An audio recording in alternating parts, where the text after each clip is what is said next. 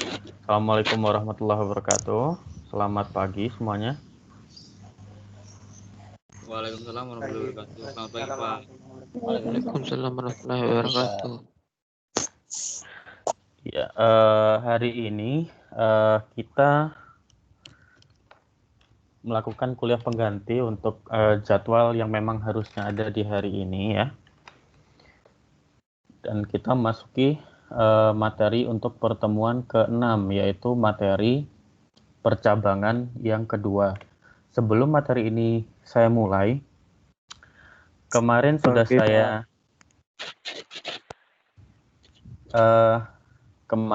saya koreksi semuanya ya, hasil kuisnya. Cuman sayangnya banyak yang masih belum memuaskan. Seperti yang saya sudah sampaikan di beberapa pertemuan sebelumnya, kalau untuk suatu algoritma itu yang dibuat oleh satu orang dengan orang lainnya itu sangat mungkin berbeda. Ya. Apalagi semakin kompleks algoritma yang ingin dibuat, maka peluang algoritma antara satu orang dengan orang lainnya itu sama itu sangat kecil. Ya. Hanya di kuis kemarin ada beberapa yang saya temukan algoritmanya sama persis. Ada juga yang masih saya temukan bermasalah dalam mendeklarasikan variabel misalnya, atau bagaimana cara input, bagaimana cara cetak. Nah, sebelum saya mulai materi, saya ingin tanya kepada semuanya. Saya ingin membuka membuka waktu untuk semuanya. Bagi yang ingin bertanya, terutama bagian kuis kemarin, ya, silakan. Saya beri waktu mungkin 10-15 menit ke depan. Ya, silakan.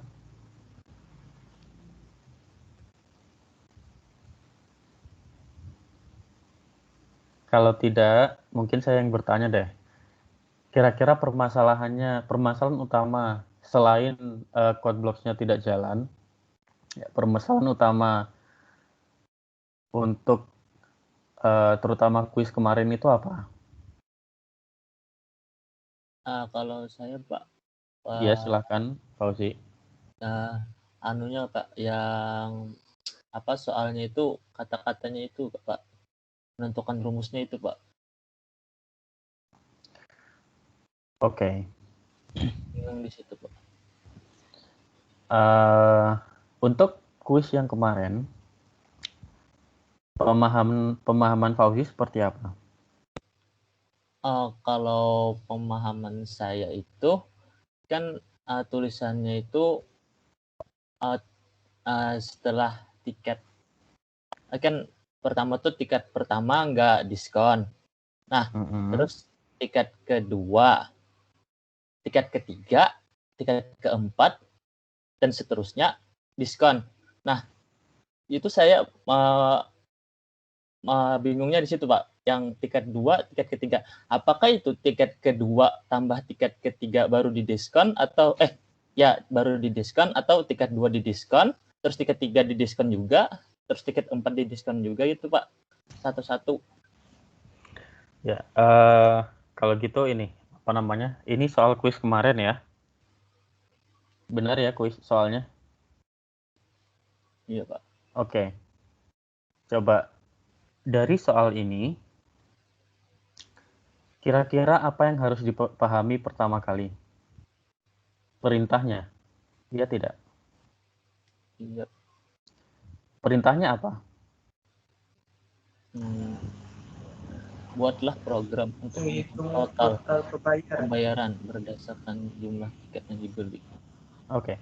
Berdasarkan jumlah tiket yang dibeli, berarti artinya apa? User memasukkan apa di situ? Jumlah tiket. Iya, jumlah tiket ya. Kemudian informasinya untuk total pembayarannya bagaimana? jumlah tiket yang Informasi untuk harga tiketnya bagaimana? harga tiket yang pertama 35.000. Oke, kemudian bioskopnya memberikan potongan harga sebesar 25% untuk tiket kedua dan seterusnya. Jadi, misalkan saya beli satu tiket, maka berapa yang harus saya bayarkan? 35.000. Kalau saya beli 2 tiket, 35.000 kurang 25%-nya dari 35.000, Pak. oke. Tiket pertama harganya berapa? 35.000. Tiket kedua? Di 75% kali 35.000, Pak. Iya, jadi total pembayarannya harga tiket 1 plus harga tiket 2, iya tidak? Oh, iya, Pak. Kan kata kuncinya di sini adalah total. Ya. Pak. Pemahaman soalnya saya kurang berarti. Ada yang ditanyakan lagi? Makasih, Pak. Ya, sama-sama.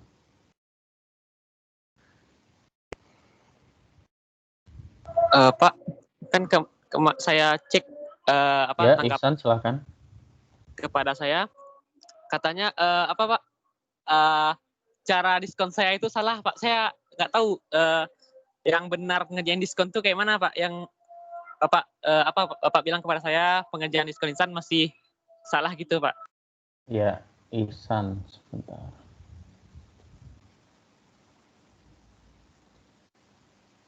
Nimnya Ihsan. Saya buka kodenya Ihsan ya. Nimnya Ihsan berapa sih?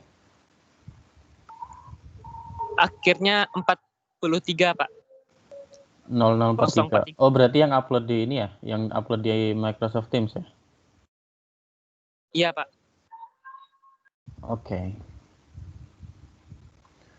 Saya buka dulu ya.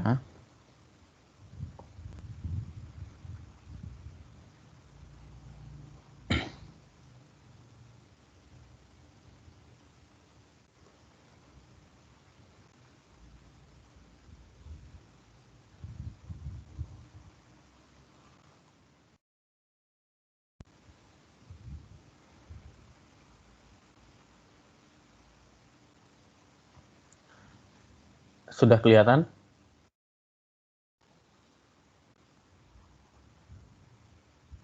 Sudah Pak.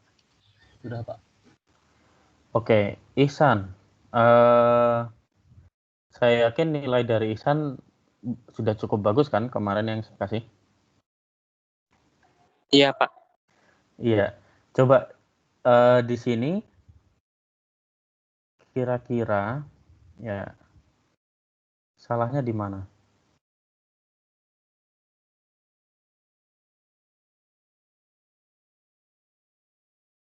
Atau mungkin saya yang salah hitung ya? 35.000 kali jumlah tiket ya. Jumlah tiket kemudian dikurangi 8.750.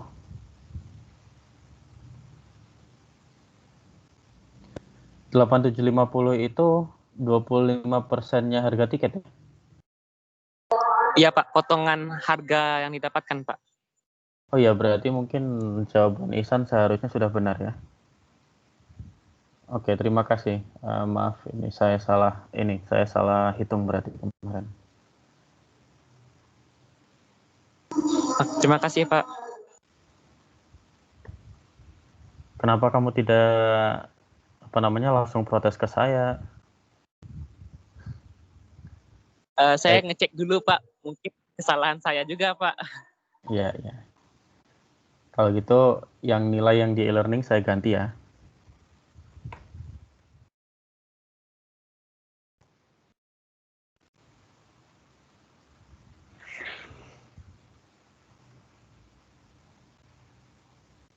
Ada lagi?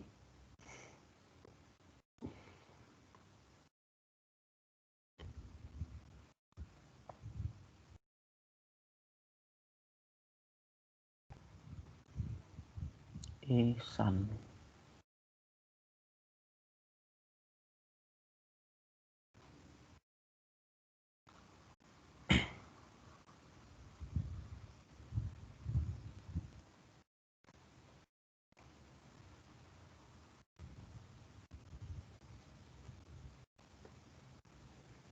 Ihsan sudah saya ganti ya nilainya. Coba dicek sendiri apakah sudah sesuai atau tidak. Oke, kalau tidak ada pertanyaan lagi tentang hasil kuis kemarin ataupun kuisnya, sebelum saya lanjutkan, saya hanya ingin mengingatkan bahwa soal-soal yang diberikan dalam kuis maupun latihan yang ada di perkuliahan itu sebenarnya tingkat kesulitannya masih cukup rendah. Jadi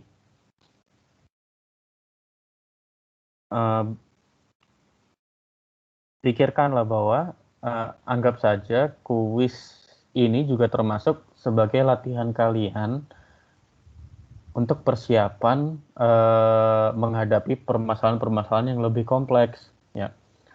Nanti ketika UTS, soal yang diberikan pasti lebih kompleks daripada soal kuis. Ya, maka dari itu saya menyarankan untuk selalu mencoba latihan. Ya. Iya, Grace, ada yang mau ditanyakan? Oh tidak. Oke, sebelum saya masuk ke materi, Nanti kita UTS-nya bikin kode blok juga, Pak, atau gimana, Pak? UTS saya belum benar-benar tahu pengalaman UTS dari tahun-tahun sebelumnya ya. Cuman untuk tahun ini yang pasti UTS itu akan mengasah kemampuan kalian untuk menjawab permasalahan-permasalahan yang berkaitan dengan materi yang disampaikan dari pertemuan pertama sampai pertemuan hari ini ya. Jadi hari ini pertemuan kali ini adalah pertemuan dengan materi terakhir sebelum UTS. Pekan depan kita akan ada kuis ketiga sebelum UTS dan review materi dari pekan 1 sampai pekan ke-6.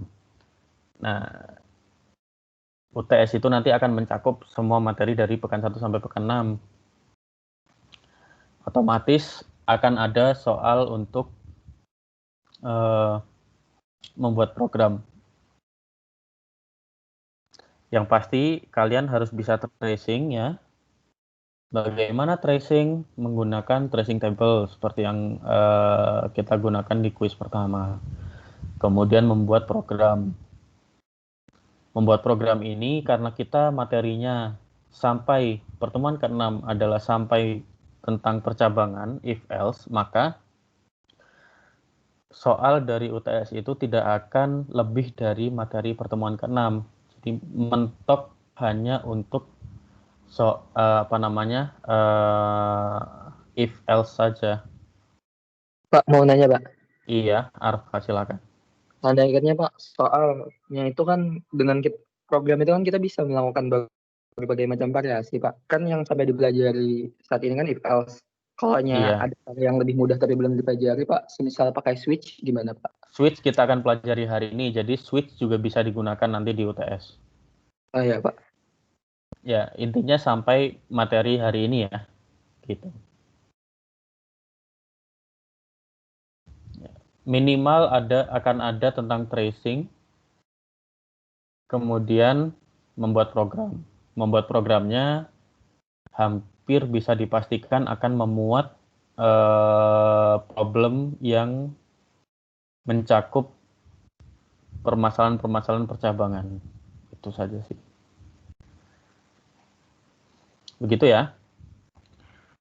Oke, sebelum masuk ke materi, kita review sedikit ya materi dari pertemuan yang kemarin. Kemarin kita sudah belajar tentang percabangan bagian pertama. Ya. Apa saja sih kemarin yang kita pelajari tentang percabangan? Ada yang mau sharing? Tentang if else, Pak. Ya, if else. Kemudian betul, apalagi?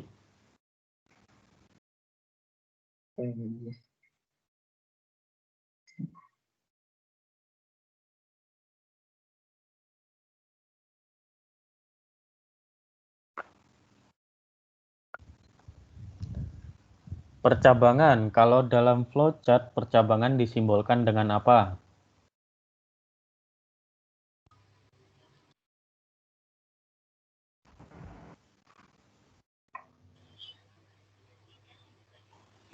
Decision bukan? Ya. Kalau dalam flowchart, percabangan betul sekali dilambangkan dengan decision atau bentuk notasinya apa? Belah ketupat. Belah ketupat. Saya belah ketupat. Ya, belah ketupat. Kemudian ada berapa jenis percabangan? Ada 3, Pak. Ya, apa saja?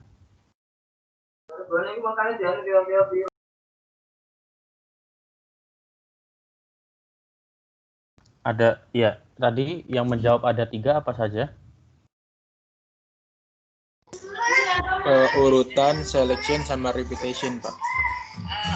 Itu kalau tidak salah itu jenis dari flow control ya. Untuk flow control kita punya urutan, seleksi atau percabangan, kemudian repetisi atau pengulangan. Betul tidak?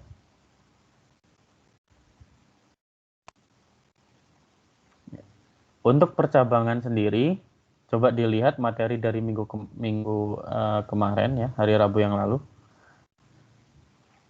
Untuk percabangan, ada percabangan dengan satu pilihan. Kemudian, ada yang bisa melanjutkan? 2 pilihan dan banyak pilihan, Pak. Iya. Kalau yang satu pilihan, seperti apa bentuknya? Coba kalau dia yes, dia mesti ada lanjutan lagi. Kalau no, dia langsung end, Pak. Ya, kalau yes, maka ada yang dikerjakan. Kalau no, maka langsung lanjut ke proses selanjutnya. Iya, Pak. Kemudian 2 pilihan. Yang 2 pilihan seperti apa? Punya proses sendiri-sendiri, Pak. Proses, Pak. Ya. Maksudnya seperti apa? Yang yes-nya itu ada pilihan Laku- sendiri dan yang no-nya itu juga ada pilihan. Jadi kalau yang dengan 2 pilihan, maka ketika dia jawabannya yes, ada sesuatu yang dikerjakan. Ketika tidak, jadi selain yang yes atau no, atau maksudnya selain yang yes atau bisa dibilang no, maka ada sesuatu juga yang dikerjakan di situ, ya. Kemudian untuk yang banyak pilihan seperti apa? Kayak ada 2 decision gitu, Pak. Yang Di dalam decision ada decision lagi. iya. Sebentar. Ya. Ya, terima kasih Fauzan ya, panggilannya Fauzan betul ya? Dan Egis ya. Jadi kalau yang banyak pilihan, maka kita percabangannya ada lebih dari 1 ya. Jadi setelah 1 percabangan masih akan ada percabangan lain. Nah, yang banyak pilihan ini nanti akan ada pengklasifikasiannya yang akan kita pelajari hari ini. Sampai di sini ada yang ditanyakan?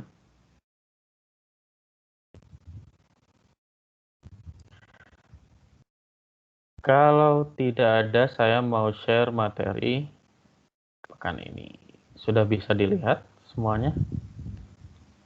Sudah, Pak.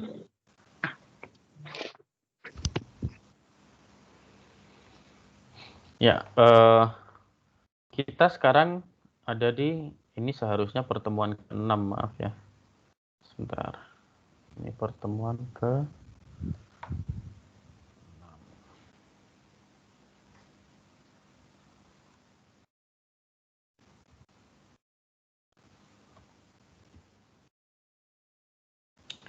Kita sekarang ada di pertemuan ke-6. Materinya tentang masih lanjutan dari materi pekan lalu, yaitu percabangan. Sekarang kita masuki bagian kedua. Ya, apa saja yang akan kita pelajari? Tujuannya masih sama ya, seperti yang pekan lalu. Nah, apa saja yang akan kita pelajari hari ini? Yang pertama adalah tentang klasifikasi dari percabangan, yaitu chain conditional atau percabangan berantai, kemudian nested conditional atau percabangan bersarang. Apa bedanya? Nanti kita pelajari. Kemudian kita juga nanti akan mempelajari tentang kondisi kompleks. Apa itu kondisi kompleks? Nanti ya kita pelajari. Sebelum saya masuk ke materi tentang kategori percabangan, kira-kira ada yang sudah tahu atau tidak? Apa bedanya chain conditional dengan nested conditional?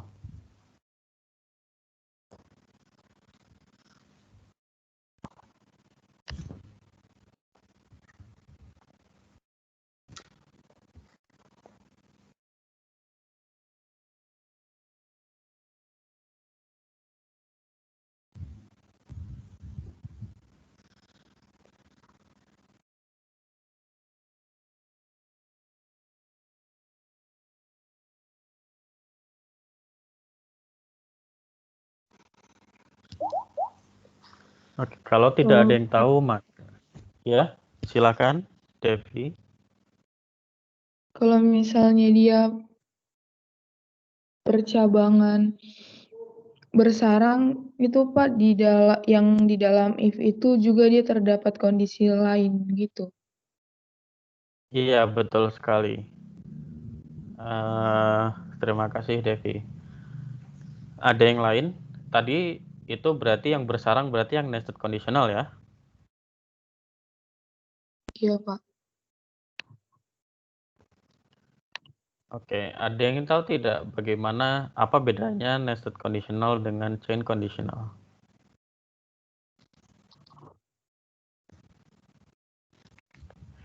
Kalau tidak ada, tadi yang Devi sampaikan tentang nested conditional sudah tepat.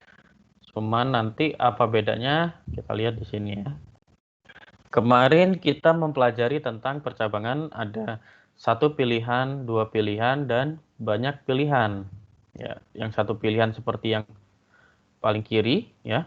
Kemudian dua pilihan seperti yang di tengah, ya. Jadi bedanya satu pilihan dengan dua pilihan adalah satu pilihan hanya ada aksi ketika jawabannya iya saja. Tapi ketika jawabannya tidak, maka dia langsung lanjut ke proses setelahnya. Sedangkan yang dua pilihan, ketika dia tidak, maka dia juga ada aksi lain. Ya. Jadi perbedaannya kalau di dalam bahasa C++, ketika satu pilihan maka di situ kita hanya punya if, tapi tidak ada else. Ketika dua pilihan, kita punya if, tapi else juga ada, karena jawaban lain ada aksinya juga. Ketika banyak pilihan, kita punya misalkan setelah else ada if lagi, ya. Seperti itu. Ya. Sampai sini sudah dipahami ya. Nah, untuk review lagi kemarin prinsipnya adalah dari kalau kita misalkan tracing suatu proses percabangan, maka hanya satu bagian cabang saja yang akan dijalankan dalam suatu runtunan ya. Misalkan kita lihat di flowchart ini yang paling kanan. Di yang paling kanan kita punya banyak pilihan. Kalau kita menjalankan program dari flowchart ini, maka keluarannya hanya akan ada salah satu di antara output bilangan positif, 0, atau bilangan negatif saja. Ya, tidak mungkin 2 atau lebih ya. Karena misalkan input yang kita masukkan minus 1, maka ketika tracing di sini sampai A lebih dari 0, jawabannya sudah langsung ke tidak. Maka apa yang ada di jawaban ya, ini tidak akan dikerjakan oleh program. Kita lanjut ke jawaban tidak, apakah dia sama dengan 0, maka yang kita kerjakan hanya output bilangan negatif. Kalau tadi A-nya sama dengan -1. Ya. Kemudian dalam suatu runtunan, proses pengecekan ya, program kita untuk mengecek itu pasti selalu mengecek jawaban benar dulu ya. Jadi apa yang kita cek itu selalu proses yang paling atas kalau untuk dalam bahasa pemrograman C++ ya. Kalau dalam flowchart, proses yang paling dekat dengan percabangan yang paling awal. Gitu ya. Nah, khusus untuk percabangan ya, kalau di sini contohnya, karena misalkan yang banyak pilihan tadi, misalkan kita masukkan A sama dengan -1 ya, maka outputnya bilangan negatif. Ya. Pada percabangan ini, proses yang lain karena tidak sesuai dengan jawaban dari pertanyaan itu, maka mereka diabaikan, ya, tidak akan dikerjakan oleh program karena kita sudah menjalankan satu cabang. Kalau kita sudah menjalankan satu cabang, cabang yang lain tidak dijalankan. Ya. Jadi nanti ketika kita tracing, maka ada tracing untuk menjawab pertanyaan dulu, apakah dia memenuhi syarat atau tidak. Kalau iya bagaimana, kalau tidak bagaimana. Dan misalkan jawabannya iya, berarti dalam proses tracing kita hanya melanjutkan cabang untuk jawaban ya saja. Yang lain tidak dikerjakan. Begitu. Kalau jawabannya tidak juga begitu. Kalau jawabannya tidak, maka untuk tracing kita tidak perlu menuliskan sesuatu yang diminta pada jawaban iya, karena jawabannya sudah pasti tidak, itu tadi. Itu ya. Yang perlu dicatat adalah untuk percabangan hanya dijalankan satu cabang. Kemudian tadi Devi sudah memberitahu kita sedikit menyinggung sedikit tentang percabangan bersarang atau nest conditional. Sekarang sebelum ke sana kita akan mempelajari dulu apa itu chain conditional atau percabangan berantai. Chain conditional atau percabangan berantai itu kalau dalam bahasa paling mudahnya dilihat adalah tidak ada if di dalam if. Yang kita pelajari di gambar kemarin yang banyak pilihan itu, di situ kita punya flowchart seperti yang ada di sebelah kiri ini. Yang seperti yang ada di sebelah kiri ini adalah contoh dari chain conditional atau percabangan berantai. Nah, dari sini kira-kira ada yang tahu tidak apa perbedaannya chain conditional dengan nested conditional?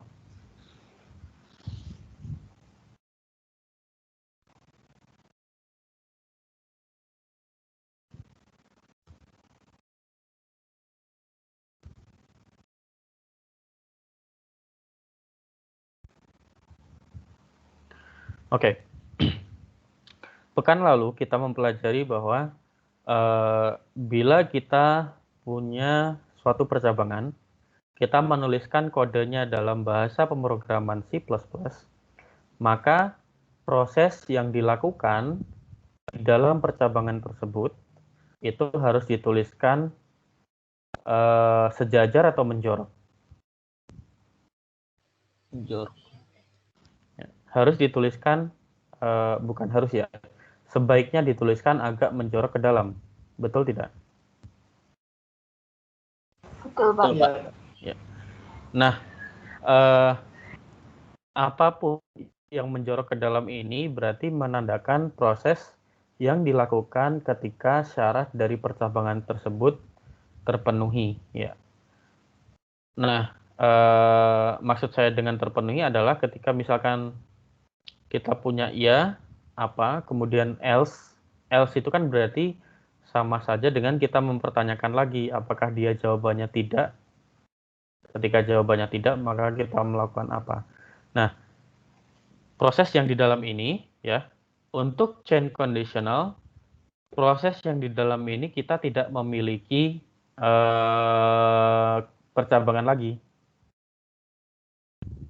Karena mereka, kalau dalam bahasa pemrograman C++, penulisan percabangannya, if atau else if, itu mereka semuanya sejajar.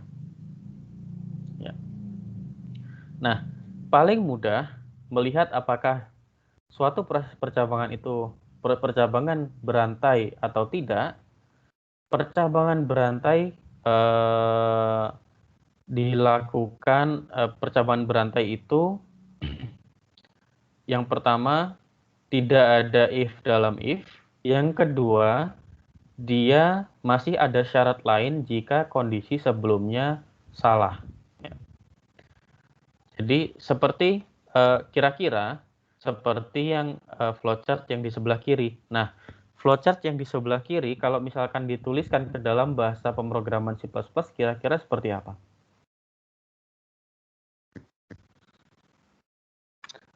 Coba Dennis.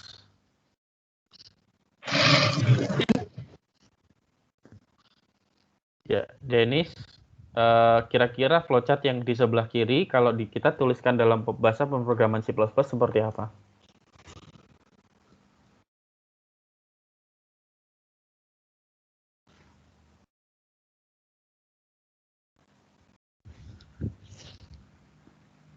Dennis ada tidak? Iya, Pak.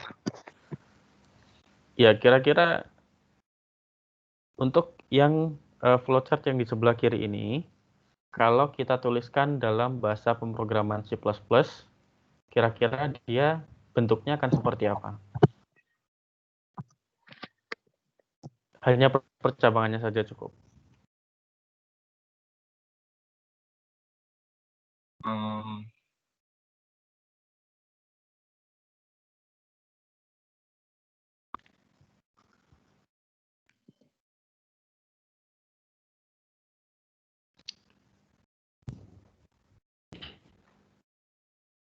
Oke, kita di sini punya belah ketupat dengan pertanyaan apakah A lebih dari 0 kemudian tanda tanya. Di situ penulisannya dalam bahasa pemrograman C++ seperti apa, Dennis?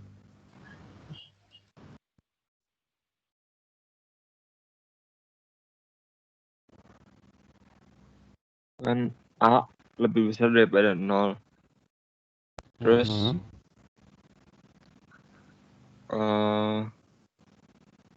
outputnya kan Oke. bilang Dalam bahasa pemrograman C++, percabangan itu dituliskan dengan apa? if else. Iya. Nah, kira-kira proses percabangan yang ada di flowchart sebelah kiri ini nulisnya seperti apa? Kalau di C++.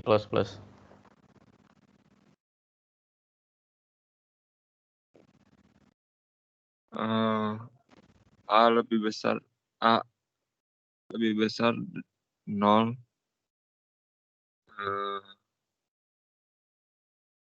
Output out bilangan positif. If else nya baru ke yang A sama dengan 0. Yang lain ada yang bisa membantu? Coba saya, Pak. Ya, Fauzan, silakan. If A lebih dari 0, cout-nya bilangan positif. Terus Nah, cout-nya ini ditulisnya sejajar dengan if atau menjorok? menjorok, Pak. Terus? Terus else if A sama dengan 0, Sekarang else if-nya ditulisnya sejajar dengan if yang sebelumnya atau sejajar dengan output bilangan positif? sejajar dengan if yang sebelumnya, Pak. Oke. Jadi di situ else saja atau else if? Else if, Pak. Ya. Terus cout-nya menjorok, terus cout-nya 0. Iya, terus Terus else-nya itu cout-nya bilangan negatif. nah, else yang terakhir ini sejajar dengan else yang sebelumnya atau sejajar dengan output 0? Lebih menjorok, Pak. Karena apa? Karena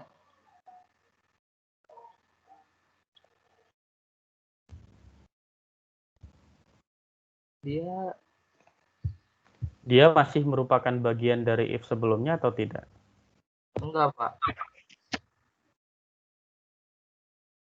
Ya, nanti silakan dicoba sendiri ya. Jadi intinya untuk chain conditional ya, kalau dilihat sebenarnya itu else-nya, tolong benarkan kalau saya salah ya, else-nya itu masih penulisannya masih sejajar dengan else yang sebelumnya karena dia masih menjadi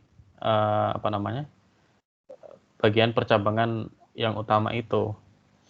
Nah, sebenarnya bisa juga dia mungkin bagus juga kalau dia dituliskan menjorok, tapi ini akan lebih bagus kalau misalkan dia dituliskan menjorok, dia lebih bagus kalau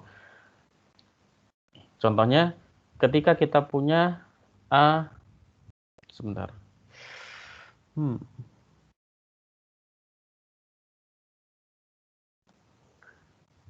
Kita punya if ya, kondisi ya, jangan lupa kurung, kemudian kita punya kurung kurawal buka, kurung kurawal tutup ya, terus proses ya, agak menjorok seperti ini ya, kemudian kita punya else if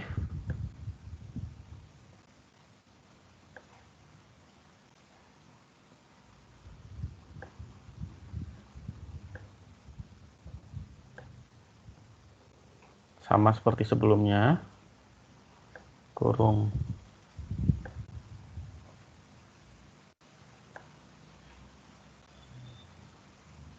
kurawal buka, kurung kurawal tutup. Yang ini prosesnya sejajar dengan ini ya. Kemudian kita punya else lagi di sini ya.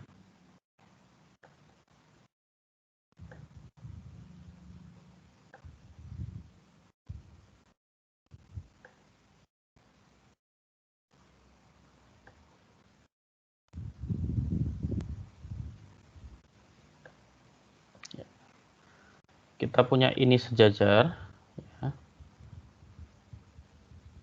Sebenarnya saya harus pakai warna lain.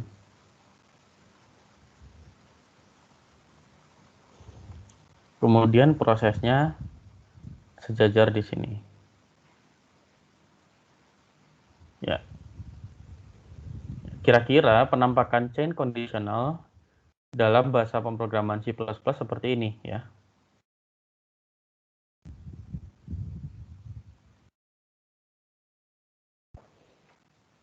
Kita punya if, else if, kemudian kalau misalkan ada persyaratan lain ya, else if lagi. Jadi setiap kondisi sebelumnya salah, kita punya kondisi lain, else if, terus sampai pada akhirnya kita punya else saja, atau bahkan tidak ada. Maka dia adalah chain conditional. Selama apa yang ada setelah garis hijau ini tidak ada if lagi ya. Kalau setelah garis hijau ini dalam semua proses itu tidak ada if lagi, maka dia disebut dengan percabangan berantai. Sampai sini ada pertanyaan?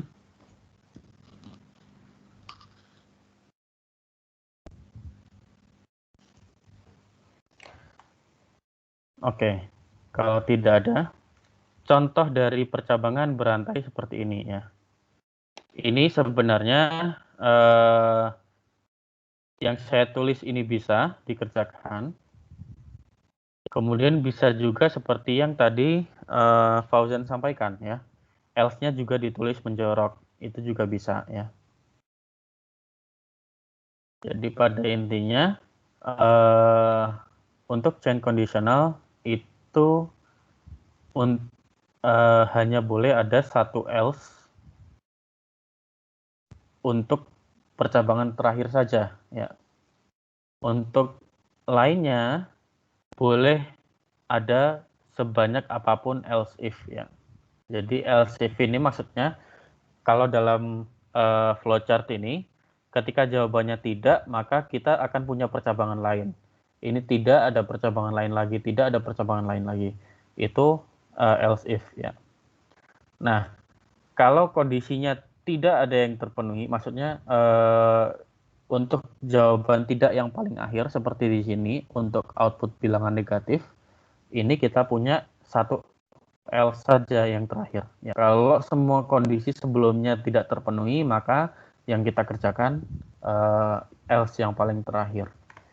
Itu. Pak, mau nanya Pak. Iya, silakan Arfa.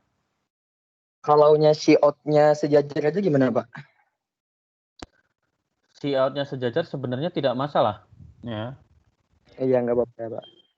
Jadi hanya sebenarnya untuk estetika saja. Ya. Dan kalau misalkan orang lain membaca program yang Arfa buat, itu mudah membacanya. Kalau tidak menjorok seperti yang ada di contoh ini, nanti misalkan nih saya mengoreksi hasil kuis atau tugas atau UTS dari mahasiswa gitu ya. Kemudian kodenya sulit dibaca, bisa saja saya langsung akan memberi nilai 0 gitu karena ini kodenya terlalu sulit untuk dibaca, atau misalkan ingin berkonsultasi dengan programmer lain apakah punya saya ini sudah benar atau tidak, apakah kalau misalkan ada kesalahan kira-kira di bagian mana salahnya.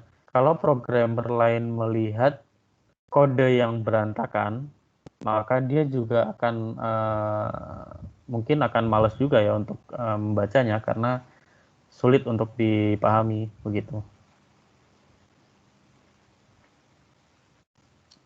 Itu tadi chain conditional ya.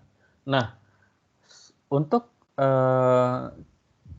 chain conditional terkadang kita juga bisa ya, untuk kasus-kasus tertentu kita juga bisa menggunakan switch ya. Seperti yang tadi ditanyakan sebelum materi dimulai ya. Switch statement itu bisa menggantikan chain conditional untuk beberapa kasus tertentu, tetapi pada switch statement ini perbedaannya adalah kalau pada if else kita bisa menggunakan operator logika kurang dari, lebih dari, kurang dari sama dengan, lebih dari sama dengan, atau tidak sama dengan. Pada switch statement ini, syarat yang dilakukan hanya jika syaratnya sama dengan saja.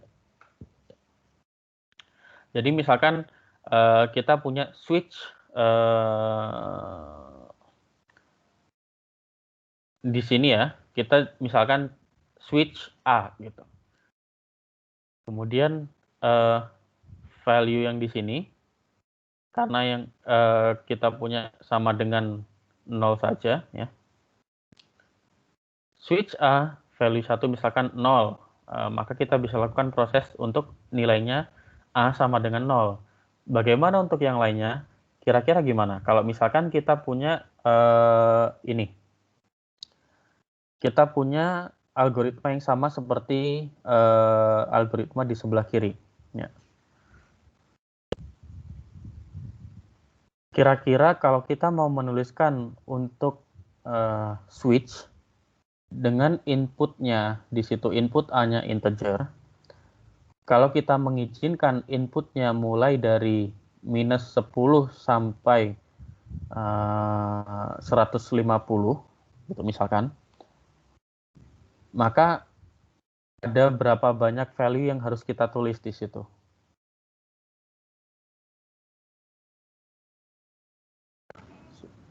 Enam puluh.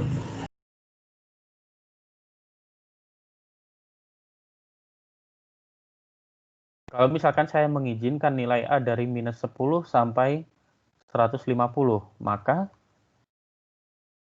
di sini ya, karena 3. switch berapa? 3? 3.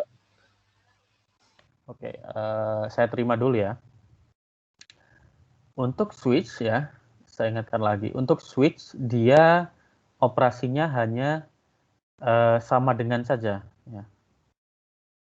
Karena hanya sama dengan saja, kalau misalkan A-nya integer, ya, kita switch A, maka persyaratan di sini ada berapa banyak kalau A-nya saya izinkan mulai dari minus 10 sampai 150, maka sebanyak itu ya. Jadi di sini kita harus tulis satu-satu. Minus 10, minus 9, minus 8, minus 7, dan seterusnya sampai 150. Jadi kita harus menuliskan kode sepanjang itu untuk switch. Sekali lagi, switch statementnya hanya dijalankan jika dia kondisinya sama dengan. Ya. Kira-kira contoh penggunaan switch yang baik seperti apa?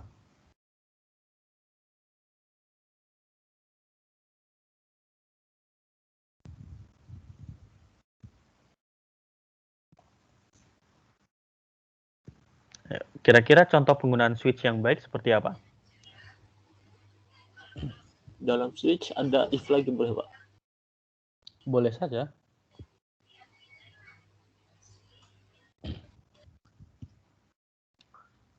Contoh penggunaan switch, misalkan saya yakin di sini kalian familiar dengan aplikasi Gojek misalnya ya. Iya tidak? Ya, Pak. Ya. Kalau dalam aplikasi Gojek, ketika kalian membuka aplikasi, di situ ada pilihan menu kan. Menu ada misalkan Gojek, Gokar, GoFood, dan seterusnya. Ya. Nah, di dalam menu-menu tersebut, mereka punya proses sendiri-sendiri kan? Iya, Pak. Banyak prosesnya. Nah, menu-menu inilah yang bisa digambarkan dengan proses switch. Jadi, misalkan kita switch, kita inputnya menu ya. Switch menu. Maka ketika menu itu misalkan kalau kasusnya Gojek ya, menu sama dengan Gojek. Maka kita jalankan proses yang ada di menu Gojek saja. Kalau misalkan kita inputnya adalah GoFood, ya, maka kemudian switch itu akan mengecek apakah dia variabel menu tadi inputnya sama dengan GoFood atau tidak. Ketika sama dengan GoFood, maka proses yang dikerjakan adalah proses yang ada jika menu tersebut sama dengan GoFood. Begitu. Sampai di sini ada yang ditanyakan?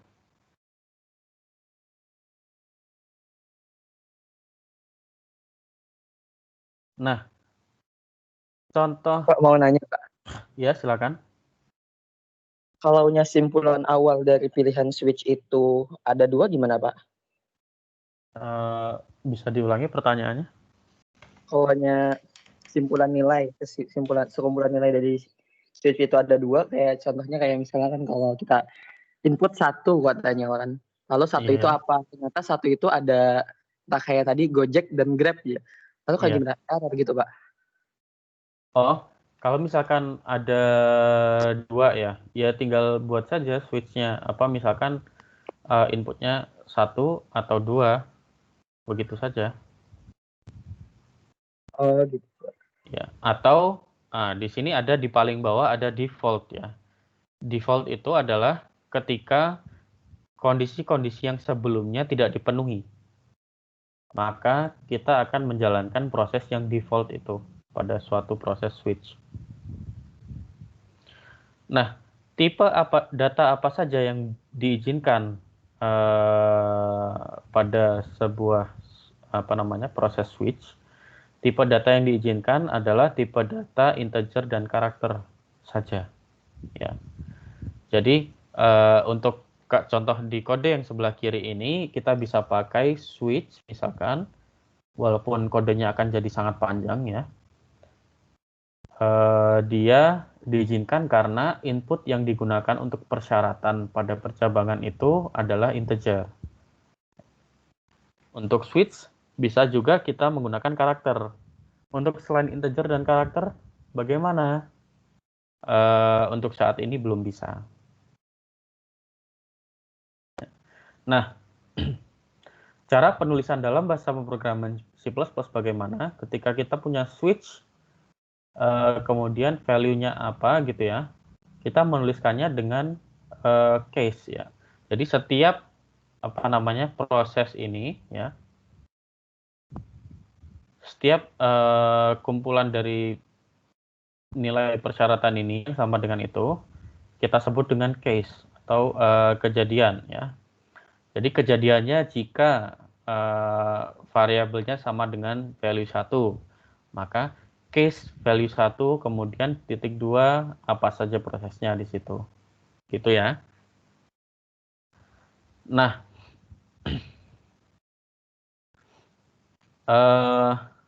default tadi sudah saya jelaskan, dia adalah percabangan terakhir, yaitu dia adalah percabangan terakhir pada suatu proses switch, dan dia akan dijalankan jika value yang sebelumnya itu tidak ada yang terpenuhi.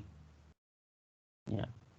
Maka kita akan menjalankan kita akan menjalankan proses default.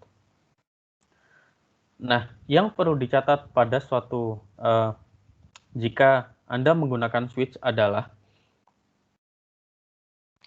di setiap akhir proses statement ini harus dituliskan perintah break. Perintah break ini untuk apa? Perintah break ini adalah perintah untuk kita keluar dari proses switch ya, keluar dari komponen switch ya. Misalkan kita punya case value 1, titik 2, kemudian prosesnya apa saja, kemudian di akhir kita punya break. Setelah break maka switch akan langsung keluar dari percabangan. Bagaimana jika kita tidak menuliskan break? Apa yang terjadi?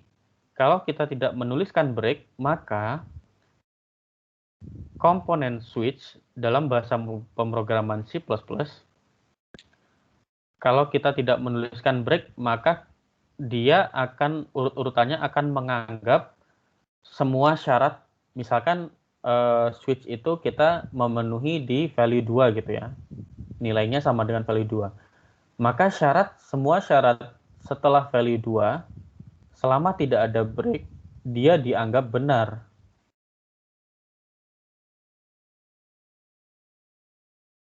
Nah, kembali lagi kita ambil contoh misalkan value 2 itu sama dengan nilai dari variabel yang dimasukkan. Maka kita cek di sini pada value 1 nilainya masih salah. Kita tidak menjalankan ini. Ya. Kemudian pada value 2 dia sudah benar. Maka kita menjalankan statement yang ada pada value 2. Tapi di situ kita lupa menuliskan break misalnya. Karena kita lupa menuliskan break, maka semua proses yang ada setelah value 2 sampai default ini, semua proses itu akan dikerjakan oleh program karena pada dasarnya switch itu sekali dia membaca benar, maka proses setelahnya semuanya dianggap benar urut-urutannya. Sampai ada break atau sampai keluar dari kurung kurawal penutup dari komponen switch. Sintaknya akan seperti ini ya. Kita punya dalam bahasa pemrograman C++ ya, cara penulisannya switch, kemudian variabelnya apa, ya, atau ekspresinya apa. Yang perlu diingat adalah di sini hanya boleh variabel yang bertipe data integer atau karakter saja, ya. Kemudian kita tulis case nilainya berapa, titik 2, kemudian semua proses yang dikerjakan di situ baru break. Untuk misalkan kasus setelahnya gitu ya, case nilai yang lain, kemudian prosesnya apa, break, dan seterusnya sampai default, titik 2, proses, break, kemudian baru ditutup oleh kurung kurawal lagi. Nah, sampai sini ada yang ditanyakan tidak?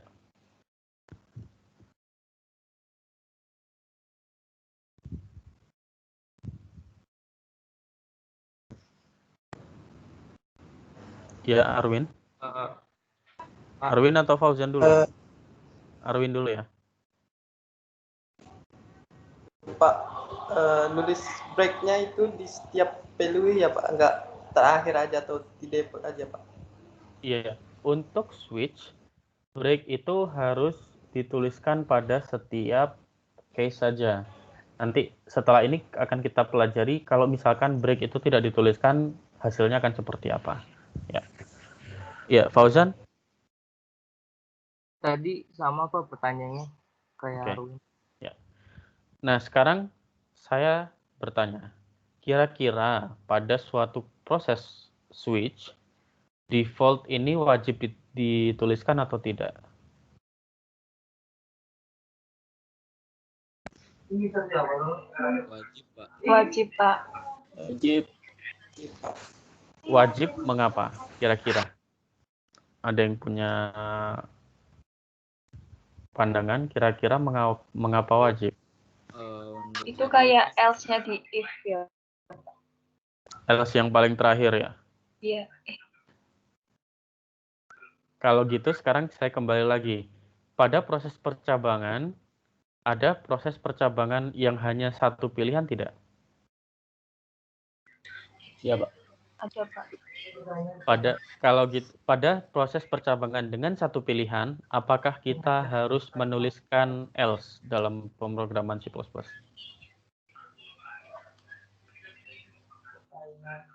Iya, Pak.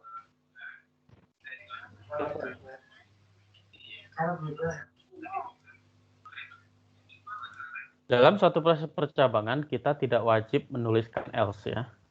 Karena kita hanya punya satu pilihan di situ ya. Kalau misalkan saya tidak tuliskan else, kira-kira apa yang dikerjakan oleh program? Langsung ke pilihan. Yang di if-nya. Kalau tidak ada else ya, misalkan kita punya if proses, terus tidak ada else, langsung kurung kurawal tutup, langsung keluar dari proses percabangan. Maksudnya langsung proses setelahnya. Maka ketika syaratnya tidak terpenuhi, maka percabangan itu akan di-skip. Betul tidak? Iya, Pak. Karena ketika syarat tidak terpenuhi, tidak ada yang dikerjakan, kan? Iya, Pak. Ya. Nah, sama dengan switch, default ini seperti yang tadi Anda semua sampaikan ya, default itu dia seperti else yang paling terakhir pada percabangan dengan if else. Ya. Dia mekanismenya sama persis dengan else yang paling terakhir. Dia akan dikerjakan jika syarat-syarat yang sebelumnya ditulis tidak ada yang dipenuhi. Nah, apakah default ini wajib ditulis atau tidak? Tidak wajib. Ya. Default ini bisa ditulis, bisa tidak. Terserah programmer yang mau membuat. Yang pasti, kalau default ini ditulis, maka ketika semua syarat yang ada di atas default itu tidak dipenuhi, maka proses yang ditulis pada bagian default itu pasti akan dikerjakan.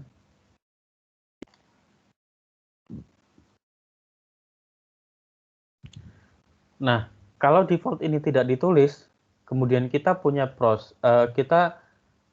cek ternyata syarat-syarat yang ada di case-case yang di atasnya itu tidak ada yang dipenuhi, maka yang dikerjakan oleh program adalah dia langsung keluar dari mekanisme switch. Sama seperti tadi. Jadi kira-kira mirip dengan percabangan dengan satu pilihan tadi ketika kita punya else tapi tidak ada yang dikerjakan. Maka daripada kita buang-buang waktu untuk menulis else, kemudian kurung kurawal buka, kurung kurawal tutup tanpa ada isi, lebih baik tidak ditulis sekalian. Sama seperti itu. Kira-kira begitu. Nah, contohnya seperti ini ya. Ini kita kembali ke contoh algoritma yang tadi. Yang suhu, kalau misalkan tadi kan algoritmanya adalah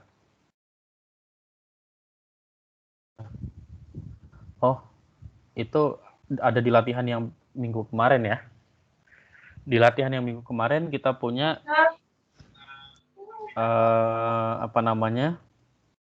latihan untuk bikin percabangan. Kalau misalkan suhunya di bawah 0 derajat dia beku, kemudian antara 0 sampai 100 dia cair, kemudian di atas 100 dia uap. Ya, kalau kita mengingat ke pertemuan pekan lalu ya. Nah, di sini kita menuliskan suhu tersebut, menuliskan program tersebut dengan switch. Ya. Yang perlu diingat adalah switch ini variabelnya hanya bisa integer atau karakter. Ya. Kemudian kita punya suhu itu integer, kita punya cin suhu. Nah, kira-kira dari kode ini ya, kalau misalkan nilai dari suhu itu saya masukkan misalkan 50, kira-kira apa yang akan dicetak oleh program? Tidak diketahui. Mengapa tidak diketahui? Kan nggak ada case-nya. Nggak ada case-nya, Pak. Betul sekali. Jadi sudah dipahami ya. Untuk switch dia case-nya hanya sama dengan ya. Karena dia tidak ada case 50, maka dia pasti akan ke default. Ya, ke nilai default, yaitu outputnya tidak diketahui. Begitu ya. Sama seperti tadi sama seperti pertanyaan saya tadi, kalau misalkan saya izinkan nilai dari suhu ini dari minus 10 sampai 110. Nah, kalau misalkan kita menggunakan if else, kita bisa menggunakan kurang dari sama dengan, lebih dari sama dengan, begitu kan? Sedangkan kalau untuk misalkan kita ingin menggunakan switch, kita izinkan nilai suhu itu dari minus 10 sampai 110. Maka ada berapa banyak case yang harus kita tuliskan di situ? 120, Pak. Ya, kira-kira akan ada sebanyak 121 case. Ya. 121 case ya. sebanyak Iya, itu, Ya, tambah ya, dari otomatis programnya akan jadi terlalu panjang. Iya tidak? Iya, Pak. Nah, karena programnya panjang, untuk hal ini efektif tidak penggunaan switch? Tidak, Pak. Tidak ya, tidak efektif dan sangat tidak efisien ya. Oke, tadi juga saya singgung kita boleh selain integer kita boleh menggunakan karakter. Ya. Misalkan di situ suhu saya masukkan char, dia tipe datanya karakter atau char. Maka pada case-case ini bagaimana cara penulisan angkanya?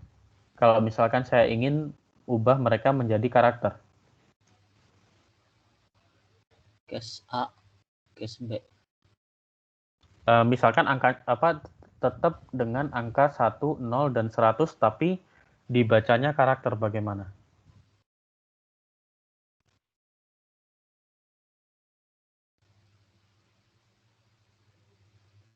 Di tipe data untuk penulisan string kita menggunakan petik 2 ya. Betul tidak? Betul, Pak. Untuk karakter cara penulisannya bagaimana? Petik 1. Ya, kita menggunakan petik 1 ya, supaya angka 1 dan 0 ini dibaca karakter, maka kita menggunakan petik 1 ya. Petik 1, angka 1 ini ditulis di dalam 2 petik ya. Di kiri petik 1, di kanan petik 1. Sama juga dengan yang angka 0. Kemudian yang case 100 ini bisa tidak dituliskan dengan karakter? Karakter cuma 1. Nggak bisa ya, Pak? Iya, betul sekali. Jadi yang 100 ini tidak bisa kita ubah dengan input karakter ya. Karena karakter hanya bisa membaca satu karakter saja. Otomatis ketika misalkan kita ingin menuliskan kode ini ya, kita tidak bisa menggunakan, kalau misalkan kita ingin menuliskan kode yang sama seperti ini, kita tidak bisa menggunakan karakter pada variabel suhu karena kita ingin ada case dengan 3 karakter, maksudnya lebih dari 1 karakter, maka kita tidak bisa menggunakan karakter di situ. Jadi perlu hati-hati penggunaan tipe data ya. Dalam bahasa pemrograman C++, tipe data itu sangat berpengaruh ya, terhadap proses yang dikerjakan. Nah, sekarang apa yang terjadi kalau kita tidak menuliskan break?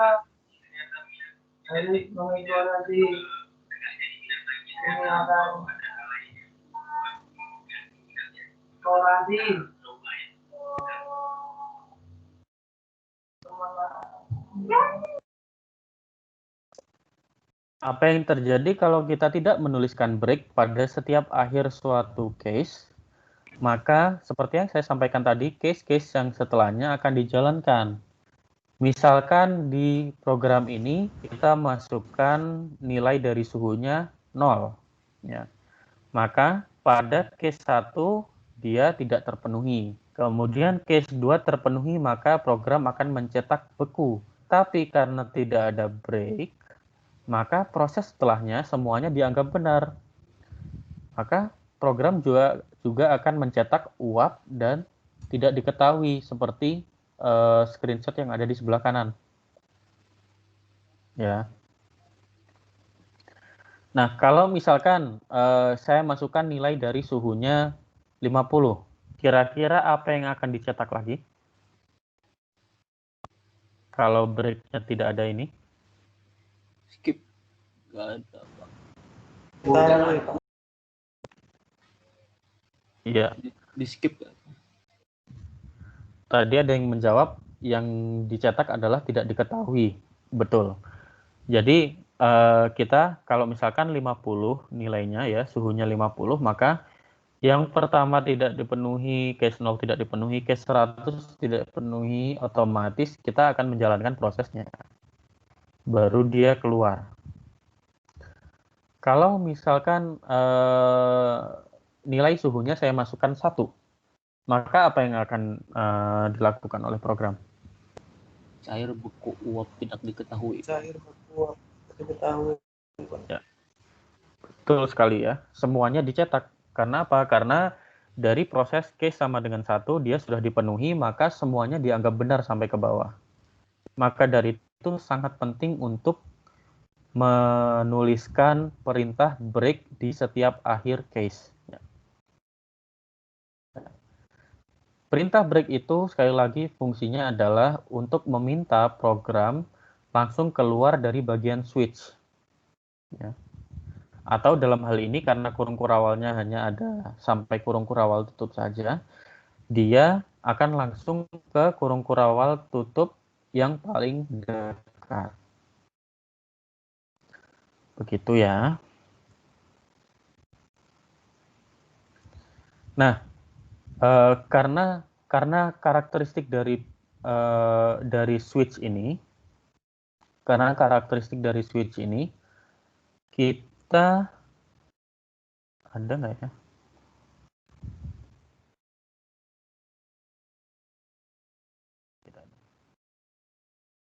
Karena karakteristik dari switch ini, kita bisa punya beberapa trik kalau misalkan yang tadi ya, di sini kita mau menuliskan semuanya dari -10 sampai 110 gitu ya. Maka kita bisa tuliskan 1 case -1.2, kemudian di situ tidak ada perintah. Case -2 case -10.2 tidak ada perintah, case -2 dan seterusnya tidak ada perintah, sampai case 0 baru ada perintah cout beku, itu juga tidak masalah. Baru setelah itu ada break. Seperti contohnya mungkin sebaiknya saya akan buka code blocks.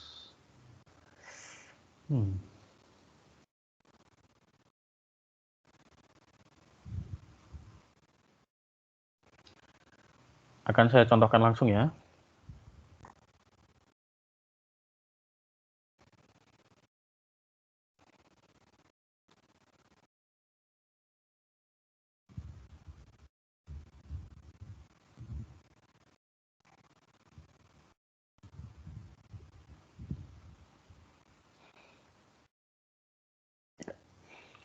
Code blocks-nya sudah kelihatan ya. Seperti biasa untuk membuat kode itu, sebenarnya kita bisa memulai dengan membuat project baru. Tapi kalau hanya untuk membuat program sederhana, kita cukup membuka new empty file. Kemudian kita simpan file tersebut. Kita sekarang ada di pekan ke-6.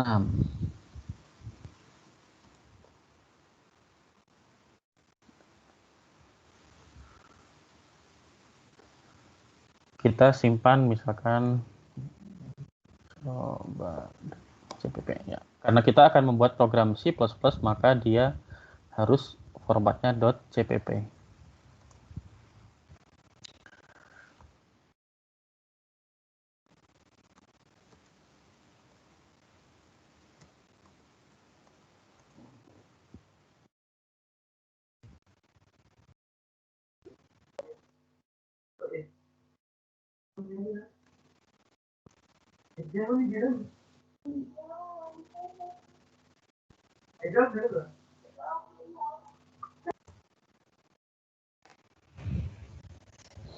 Kita ingin menuliskan tadi int suhu. Kemudian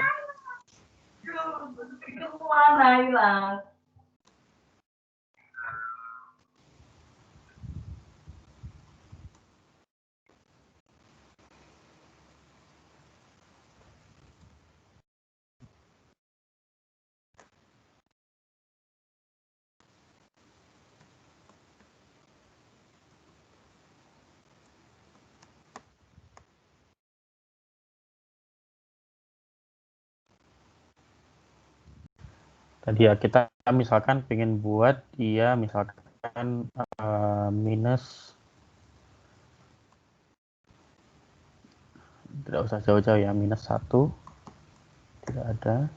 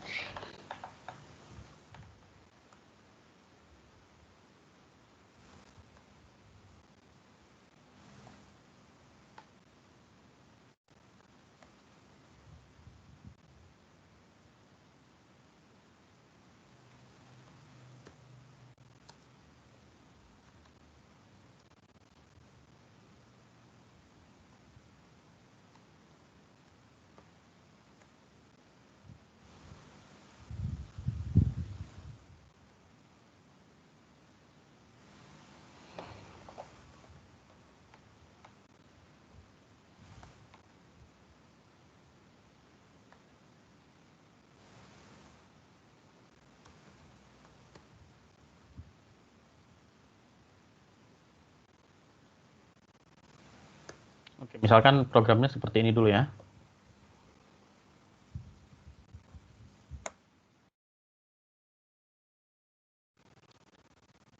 Kita build, kemudian maaf ini tidak akan kelihatan. Sebentar.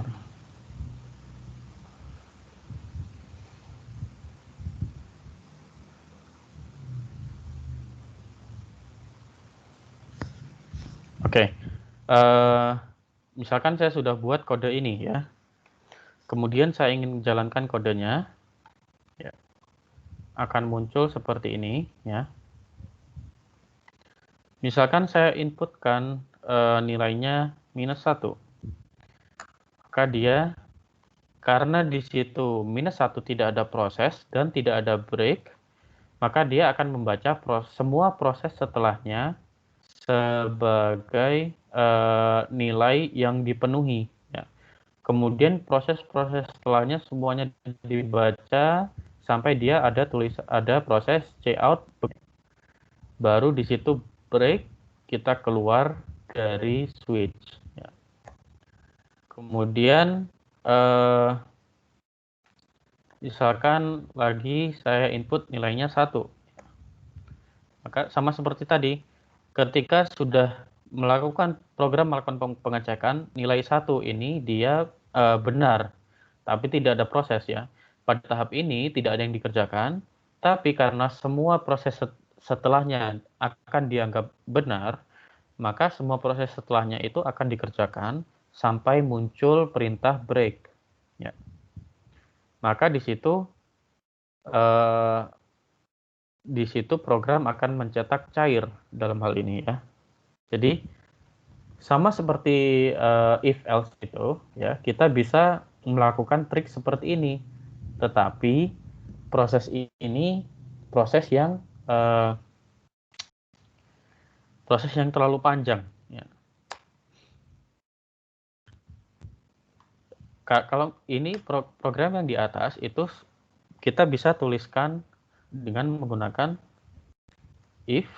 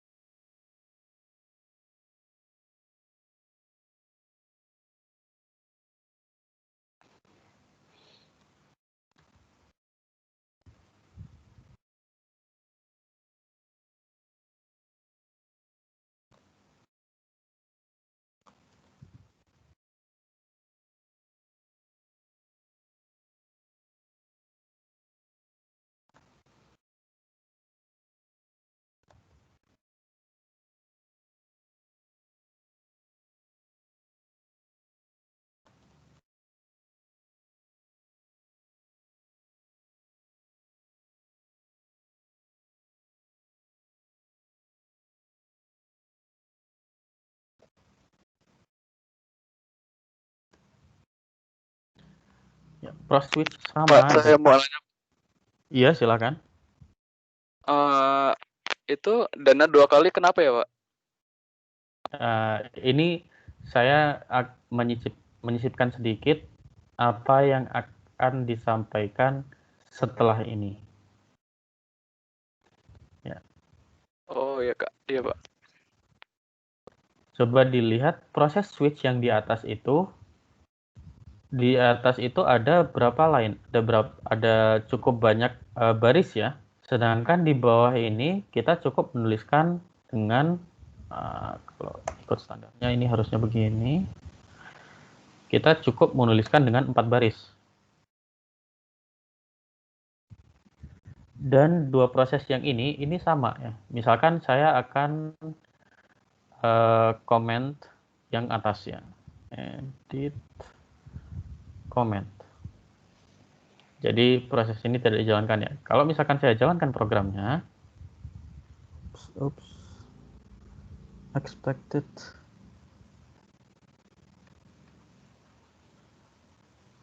Oh ya.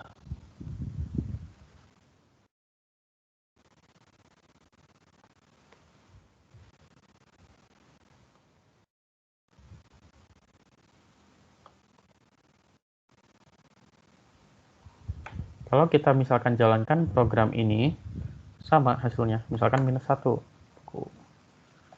Atau misalkan 4 gitu. Sama saya. Ya. Jadi switch itu yang di atas dengan if else yang di bawah itu sama penulisannya.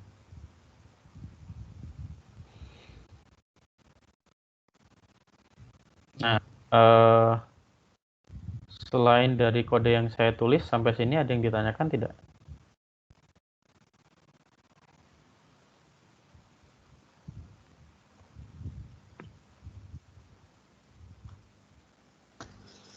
Kalau tidak ada, kita kembali ke sini ya. Itu tadi kita pelajari sampai switch ya. Sekarang nested conditional seperti yang tadi di awal Devi sampaikan kalau tidak salah ya.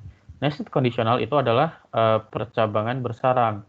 Mengapa bersarang? Karena di dalam suatu percabangan dia ada percabangan lagi.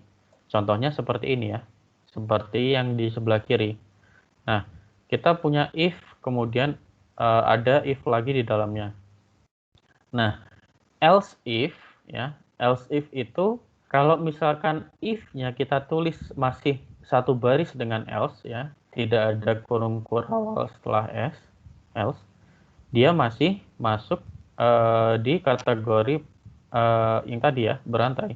Tapi kalau dituliskannya seperti ini, seperti yang di sebelah kiri, maka dia disebut dengan percabangan berantai. Contohnya seperti ini ya. Kira-kira kalau kita tracing di contoh ini,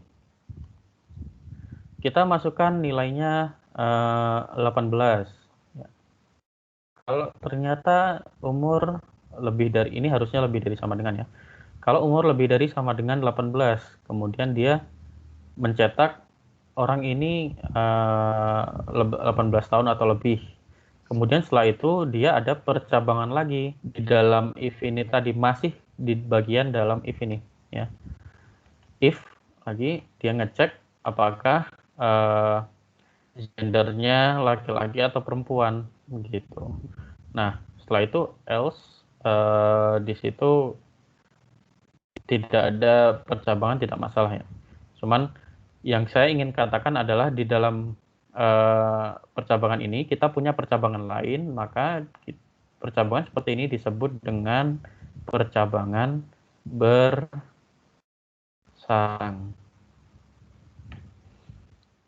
Nah,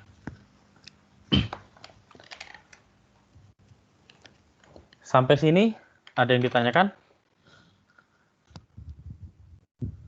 Kalau tidak ada, tadi di kode saya menyampaikan tentang penggunaan tanda dan ya.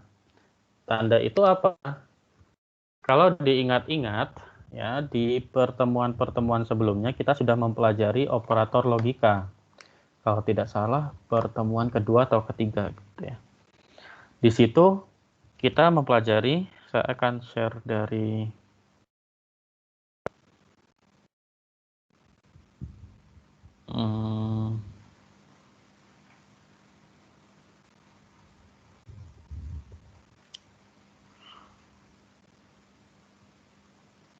bisa.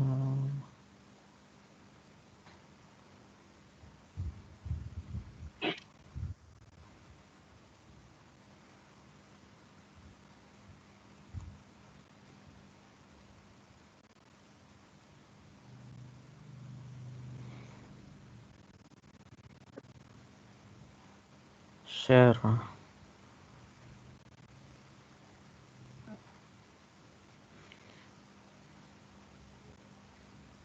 Oke, sekarang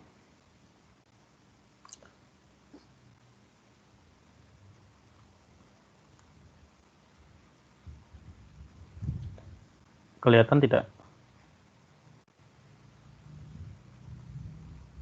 Kelihatan, Pak.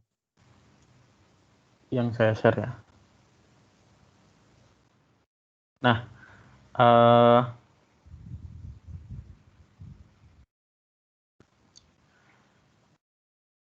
kita sudah pernah pelajari operator logika.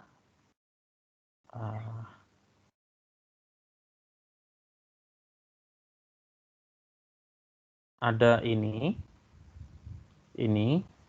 kemudian tanda seru,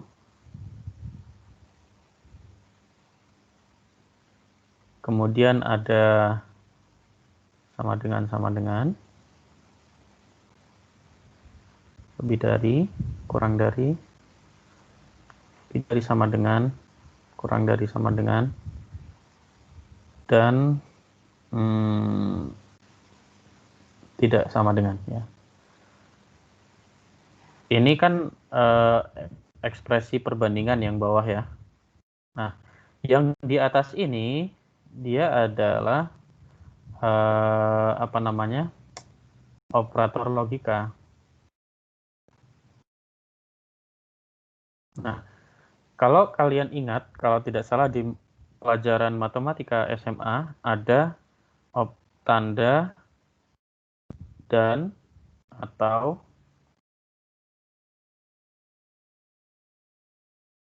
implikasi.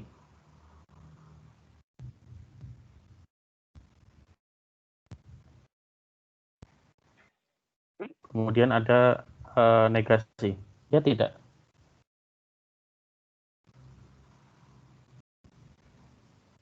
Iya, Pak. Nah, yang paling atas ini artinya adalah dan ini atau, ya. Yang kita gunakan hanya ini kita tidak gunakan. Kemudian negasi ya. Ini negasi atau tidak. Ya. Nah, dalam bahasa pemrograman C++, dan ini kita menggunakan tanda dan 2 kali, atau ini menggunakan tanda garis tengah 2 kali. Negasi atau tidak ini kita menggunakan tanda seru. Ya. Sampai sini,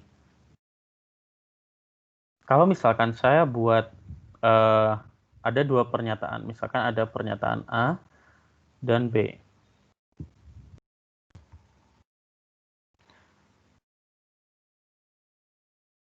A punya nilai benar, maaf, saya harus konsisten ya. True, true, and false, false.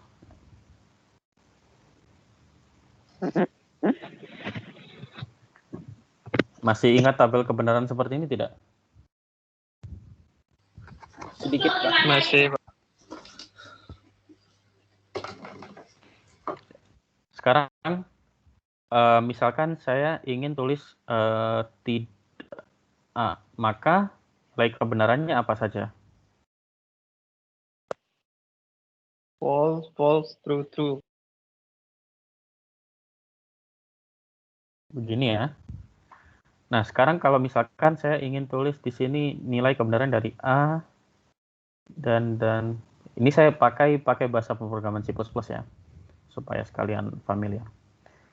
A dan B. True, true, true, false, True, Pak. true, false. Oke. Kalau A-nya benar, B-nya benar, operasinya dan. Logikanya dan, maka Benar, dia Pak. true. Benar. Kalau A-nya benar, B-nya salah, False. Benar, Pak. jadi kalau operasi dan, dia kalau salah satu saja salah, semuanya jawabannya salah. Jadi kalau misalkan salah satu dari A atau B itu salah, maka dia pasti nilainya salah. Ya. Bagaimana dengan kalau misalkan kita menggunakan OR?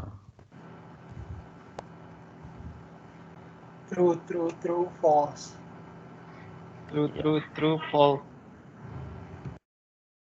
Kalau kita menggunakan OR, ya, atau ini yang garis tengah 2 kali ini, maka jika salah satu saja benar, nilainya pasti benar. Ya. Dia hanya salah ketika dua-duanya salah. Sampai sini dipahami? Paham, Pak. Ya. Ini perlu dicatat ya, karena ini nanti akan ada di soal kuis pekan depan.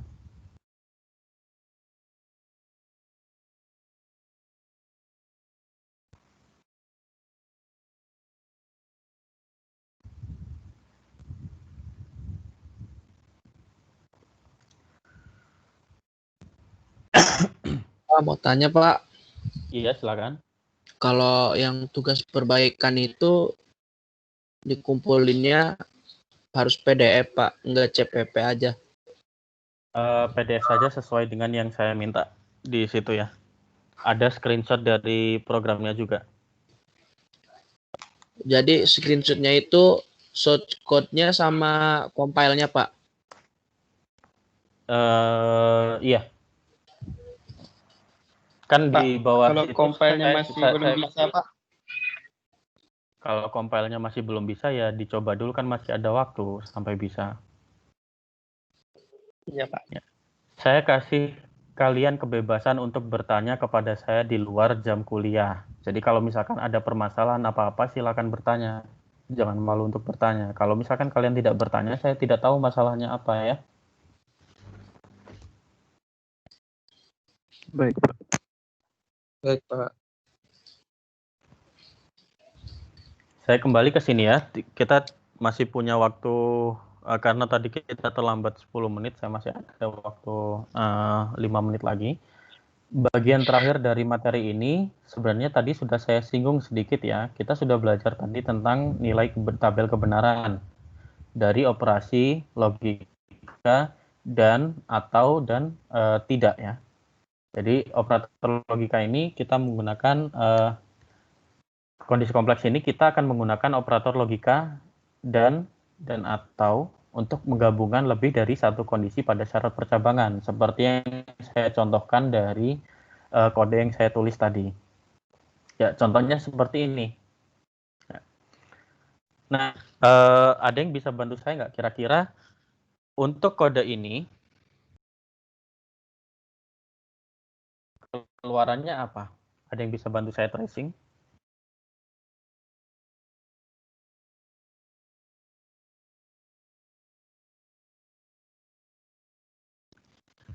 Oke, kalau tidak ada, begini saja deh. Sekarang kita nilai A 2 ya, nilai B-nya 3. Maka kita ketika tracing, kita punya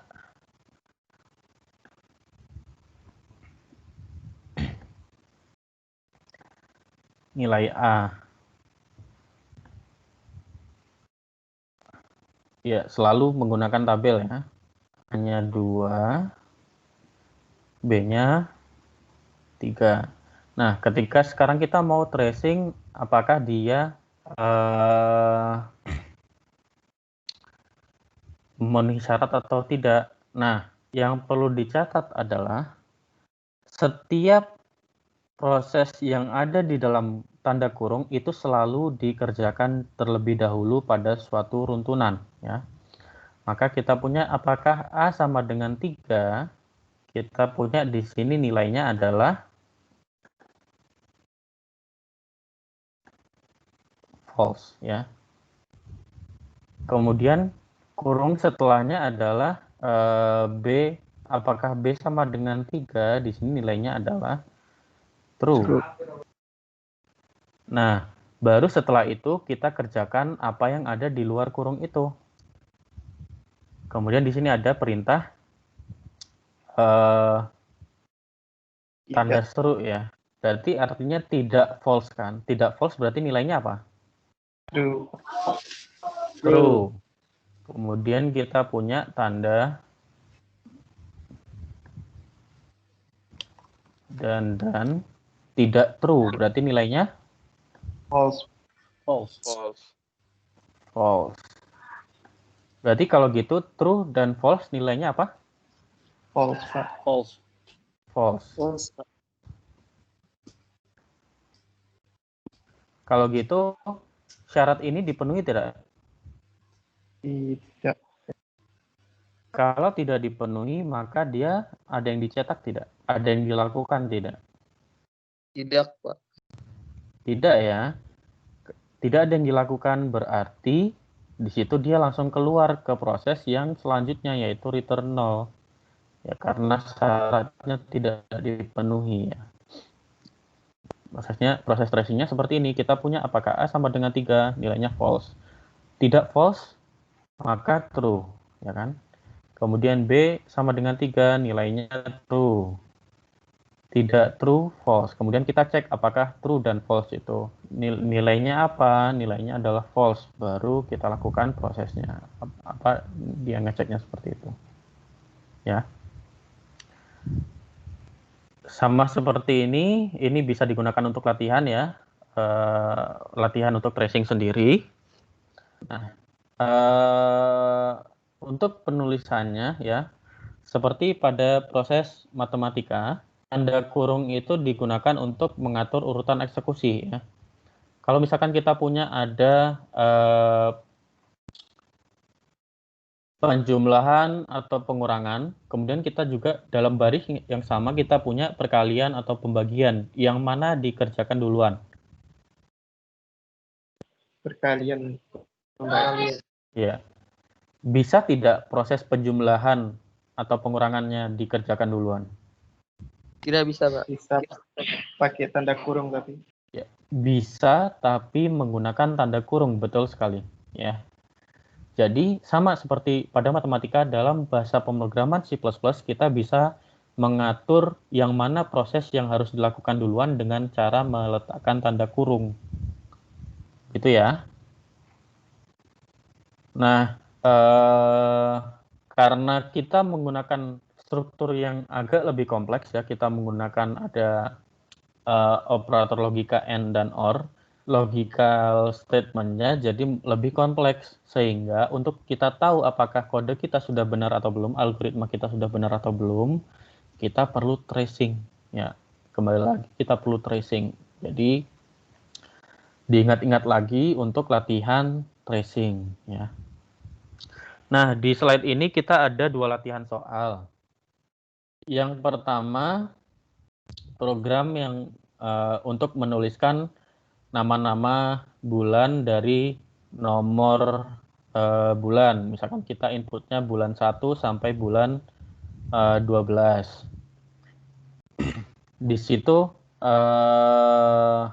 kira-kira menggunakan chain conditional atau nested conditional? Change. Ya. Kita bisa menggunakan chain conditional. Kira-kira bisa nggak kita menggunakan nested conditional?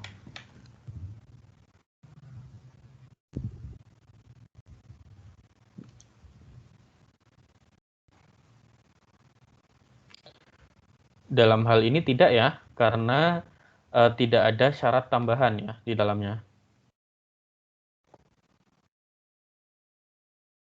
Nah, latihan ini silakan dikerjakan ya, dikerjakan sendiri sebagai latihan untuk kuis pekan depan. Kemudian ada latihan kedua. Latihan kedua ini kita mencoba membuat kalkulator yang sangat sederhana, di mana proses yang dilakukan tergantung pilihan yang kita masukkan.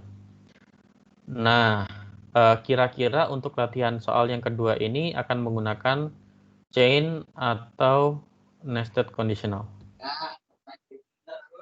Chain, Pak. Chain juga, Pak. Bisa pakai chain, kita bisa pakai switch tidak? Pakai switch, Pak. Switch, Pak. Bisa, Pak. Bisa, Switch, Pak. Pak. Switch bisa ya. Nah, itu jadi ada berbagai alternatif untuk menuliskan ya. Untuk menuliskan algoritma kita dalam bahasa pemrograman C++. Nah, latihan kedua ini silakan dikerjakan juga untuk latihan persiapan kuis. Kemudian ini contoh untuk latihan kedua ya. Contohnya seperti ini ya. Kalau misalkan pilihannya kita mengerjakan pilihan A, maka dia penjumlahan ya kan, A tambah B 5. Kalau misalkan proses B adalah pengurangan, A kurangi B 1. C perkalian. Kemudian D adalah pembagian dengan hasil real atau float. Nah, ini yang agak tricky ya, yang harus hati-hati, karena kalau misalkan inputnya A integer, B integer, proses garis miring ini artinya apa?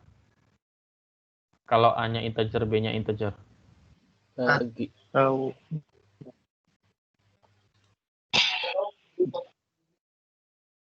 Kalau A-nya integer, B-nya integer, maka dia adalah hasil pembagian ya.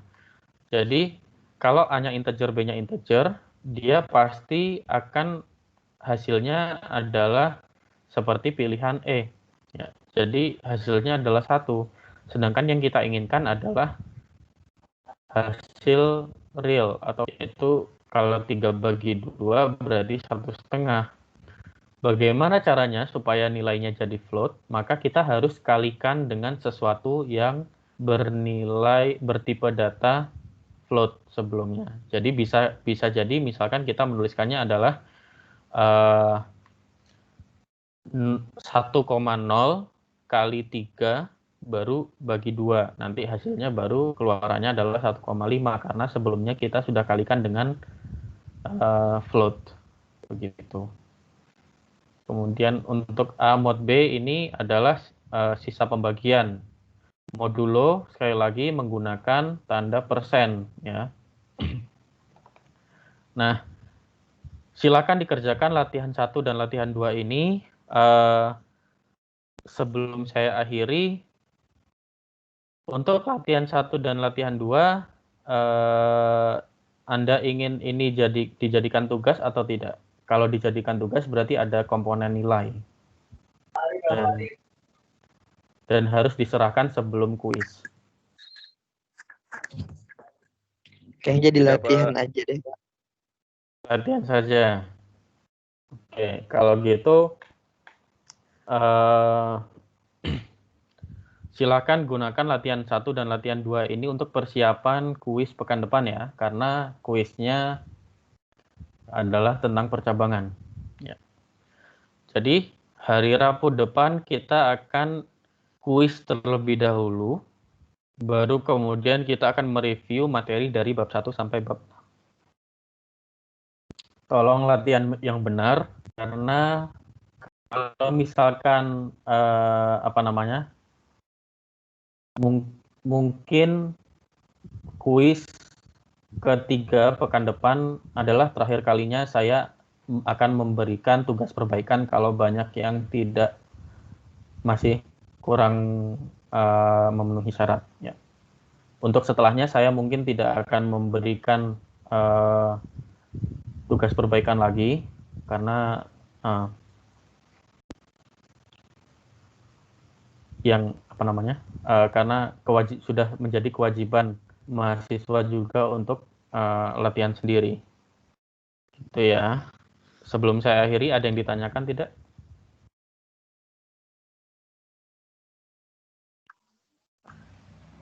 Pak, saya mau nanya, Pak. Sebentar, Apriko, ya silakan. Itu kan, ini kan saya kan nggak sepenuhnya mengikuti kuliah PTIA kan, Pak? Iya. Nah, nanti bisa melalui rekaman juga nggak Pak? Nanti saya nonton videonya, Iya. Pak. Rekamannya akan seperti biasa, akan langsung saya upload seperti pekan-pekan sebelumnya, supaya bisa mengikuti. Ya. Khusus angkatan 2019, saya percaya kalian akan mengikuti rekamannya, jadi saya anggap kalian hadir semua di pertemuan hari ini. Tapi untuk yang angkatan 2020, yang angkatan 2020 hanya yang mengikuti pertemuan hari ini ya, yang saya anggap hadir. Baik, terima kasih Pak. Iya.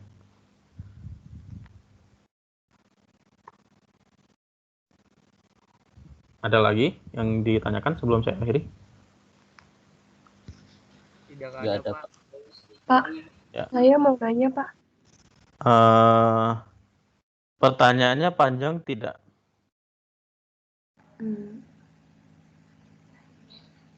Enggak sih. Kalau misalkan agak panjang, mungkin saya akhiri dulu ya. Karena hari ini hari libur, saya kasih kesempatan agak lebih panjang untuk bertanya. Saya akhiri dulu pertemuan hari ini. Silakan bertanya setelah ini. Assalamualaikum warahmatullahi wabarakatuh. Waalaikumsalam warahmatullahi wabarakatuh. Makasih Pak, izin keluar Pak. Selamat pagi ya. Yang ingin keluar silakan.